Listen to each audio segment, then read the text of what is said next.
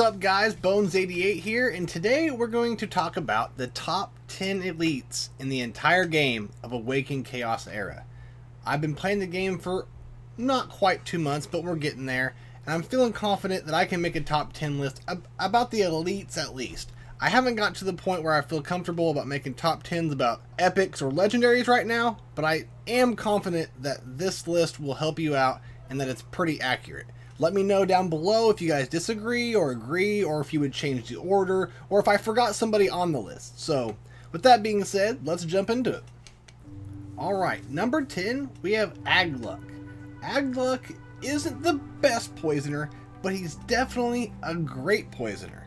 He does everything you need him to do as a poisoner. He's putting out tons of poison, right? The only thing holding him back is he's an elite, and his health pool and stuff like that is not good. But you can make that better through gear. He's not here to do damage. He's here to put out poison. So you just want to gear him, I would say, with a guard set, and then a Terra set, and then all focus secondaries. Maybe get a focus, I'm sorry, I don't remember if it's a bracelet or a necklace or what, but get a focus primary on there, and I think he'll do really good with you. But you know, as far as gear sets, make him the survival. I wouldn't put a focus set on him. I would just focus on getting focus in the secondaries, right? And then that one piece put in a primary focus set, if you can. But so he can land those poisons and he stays alive longer. With that being said, Aglock's a great character. If you're needing a poisoner, or you need that one last poisoner for a team comp, I'm sorry, I gotta interrupt myself and just say, I just looked down and his name's Agzul. Not Aglock. I don't know why I thought it was Aglock for. My bad. So Agzul. Anyways, I don't know what I was saying. He's a great poisoner. If you need that extra poisoner, go out, pimp him out. I have him at like level 50 or something. He's pretty decent. He's not amazing. He's not the best. But if you need that poisoner, and if you haven't pulled a good one, Agzul is the way to go. Number 9, we have Vydar. Vydar is a really cool character. He looks awesome. And he's just unique, you know. He has this thing where he makes the enemy taunt, but he taunts himself. And that doesn't happen very often in this game. Usually it's just a character throwing taunt on the enemy team. There's not somebody on your team that taunts so that they're going for him, right? It's really unique, and I really like it. So, you know, if a character, a DPS, is getting one-shotted really quickly in a battle, put Vydar in. He'll take the attention off those DPSs, and they'll have to hit him for 3 turns. It's really cool, very unique, and not very many characters use that in the game. He also grants himself defense and dodge up, which is huge if people are going for him, and he's stronger, so he takes less health, and he's dodging more. So, yes, people are taunting towards him, but they're also missing him, and he's stronger. So, there's not much more to say about that. He's just a pure, like, meat shield, right? So when you're gearing him, just do it for survivability. Get him as tanky as you can, and that's why he's there. He's there to put taunt on, and for people to hit him, to distract, or whatever you want to say, from your DPS while they do their jobs. Is he the most versatile character? Not at all. He's there for one reason, and one reason only, and that's to get hit. Still, with that being said, that's very useful in the game. There's times where I'm like, the enemy goes and kills my best DPS in 2 or 3 hits. And I just need somebody to take the attention off those DPS for a couple rounds. If he does that, he's done his job. With that being said, it's kind of a niche role in the game. Still, he's worth a level 50. Gear him up good for some survivability. And he's there, and he's a very good meat shield. Number 8, the man we all know and love, Mr. Zachary himself. If you play this game, you know who Zachary is. He was probably your best character for the first week or 2, right? He was an insane DPS. His AoEs are insane. His kit, whenever you kill somebody, he gets to go again. He's really, really, really good. He does fall off towards the end game. Once you start getting better nukers, better AoE characters, just better overall attack champions, he falls off. But he is the best beginner champion in the game. You get him almost right from the get-go. Not quite, but you play it for a couple hours, he gets unlocked. If you're a beginner and you're like, who should I upgrade? Everyone will tell you Zachary.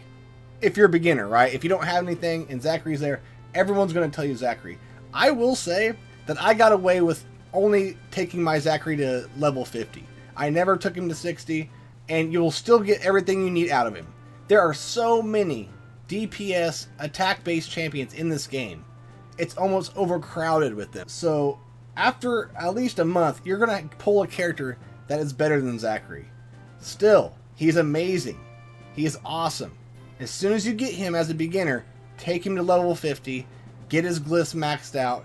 Whenever you get duplicates, ascend him and everything, because he is great. And you're going to use him for a long time. At number 7, we have Holland. I don't ever hear anyone talking about Holland. He is an insane debuffer. He puts so many debuffs out, and then he can copy the debuffs on a character and duplicate them on another enemy. He is awesome. He's going to be very helpful in in-game dungeons.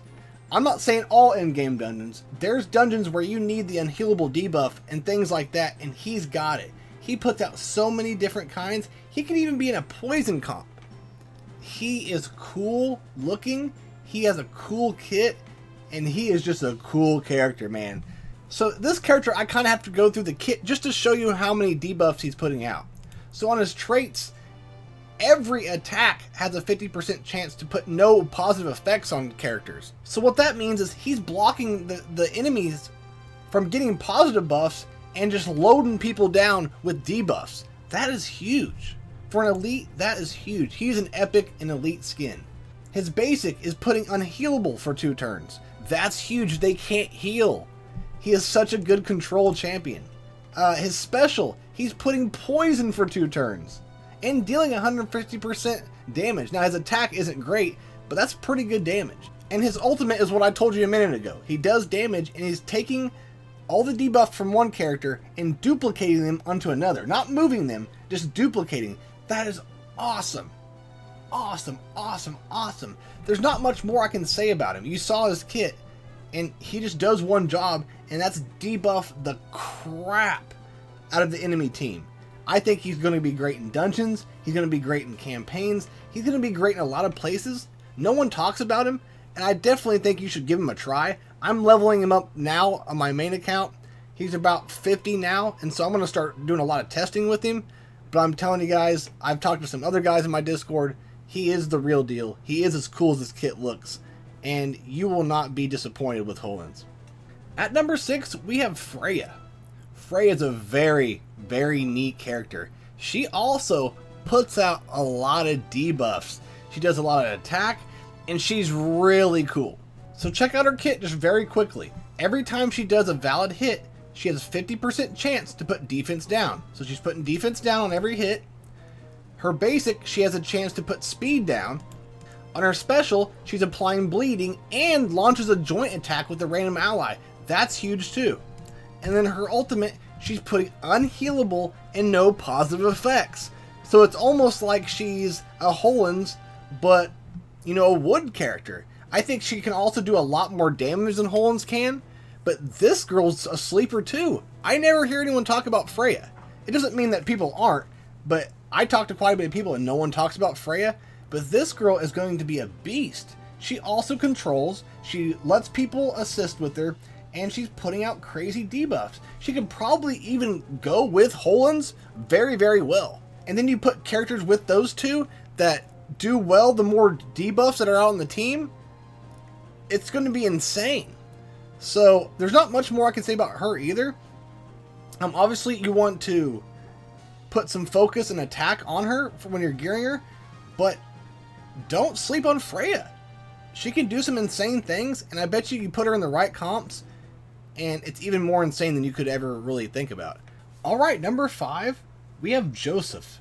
Joseph is an amazing support character. He's putting out really good buffs on your team. He's clearing all negative effects and granting bonus turns. This guy is once again an epic in elite clothing. He isn't there to do damage. He's there to survive and keep putting support on your team. And I just said it, but look right here. He's putting speed up. He's removing all negative effects from the target and grants the target a bonus turn. That's huge. Bonus turns in this game are very important and very helpful. And then his ultimate, he's putting attack up and defense up to your team members for 3 turns. For an elite, that is insane. He's very good, and there's not that many support characters. Now, there are people who do things better than him, but you can still use him in the end game. There's not much more to say about Joseph, but if you need a support character, if you need attack up, defensive up, extra bonus turns, which we all do, I know you do, this is the guy to use. Alright, number 4, we have Vydar. Vydar, now that I'm thinking about it, probably should have been number 5, and Joseph should be here, but hey, this is where we're at. I apologize. But I think she probably should have been a little bit lower on the list now that we're getting to it. But she's a very good healer, and she's very underrated. People don't really think about her or know about her. She's really, really good. So most of her kit is based on max health, and her trait alone gives her plus 10% max health. So that's making her more efficient. You ascend her, it's 20%. Her basics, doing attack down, and her special heals the caster and an ally, and removes all negative effects from the ally, and that healing scales on her max health. So just stack her with nothing but max health, and she's going to be very useful. Her ultimate heals all team members based on the amount of the max health that she has, and then it applies defensive up to the target for 2 turns. Is Vydar the best healer in the game? Far from it. But she has a lot of good things that she does, and she helps out a lot if you don't have a healer. There really aren't that many healers in the game, so she is an easy level up, she's very useful, and you'll find that she's pretty helpful in dungeons also. Number 3, we have Valk. Now Valk is a character I thought was trash, right? But it came to my attention, and we started talking in the Discord and discussing that Valk is actually amazing. You stick him with 2 other poisoners, especially like Gangelo or somebody, and it gets crazy. So on his trait, he has a chance to counterattack with accuracy down, just as a trait. So that's pretty good by itself. But his basic, he has a chance to deal poison, okay? But this is what's really good. His passive. When an enemy attacks an ally, when any enemy attacks any ally, there's a chance to apply poison to the attacker. So just being attacked, he's putting poisons out. And it's not just him, it's all of his friends too, that he's on the same squad with. That is huge passive. Maybe one of the coolest passives in the game almost. I mean, that's saying a lot. And he is almost an essential 2nd or 3rd poisoner into a poison team.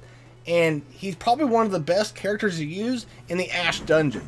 And so with his ultimate, he's dealing 100% damage to all enemies, and the damage scales with the number of poisons stacked on the target. So you pair him with 2 other poisoners and just get poison stacked out there like crazy, right? And then save his ultimate, hit him with it, and he's going to do some really good damage. But that's not why he's here. He's not here to attack, he's here to apply those poisons passively.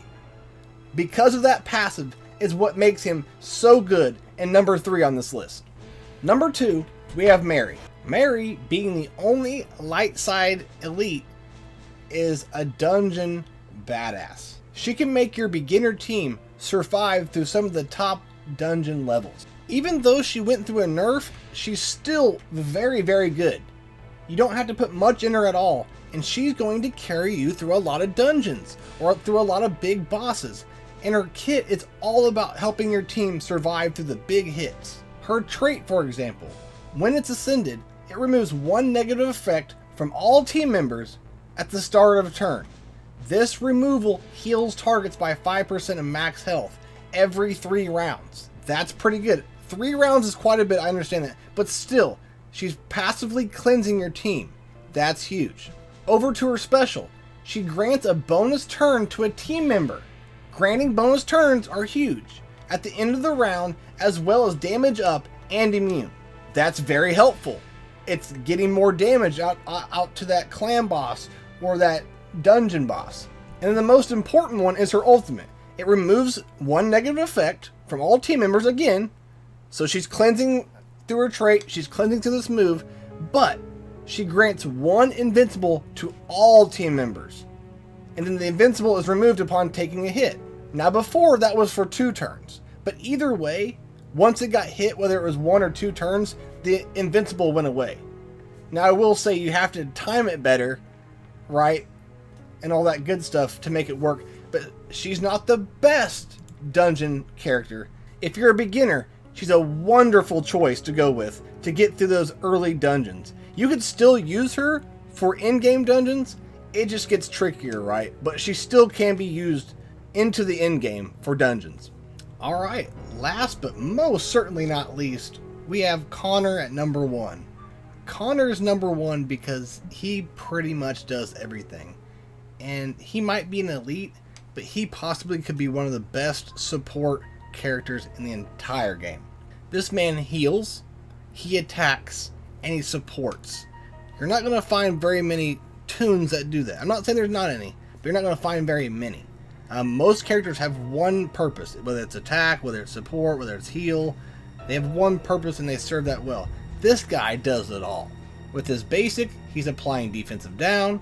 With his special, he grants a team-wide shield and attack up with strength that increases based on his attack.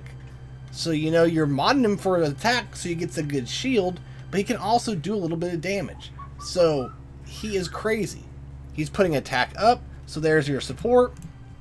And then for the ultimate, he's healing all team members. And the healing skills with his attack. And he can get a lot of shield out there. And shield is really good. It's awesome. It's probably my favorite healing mechanic in the game.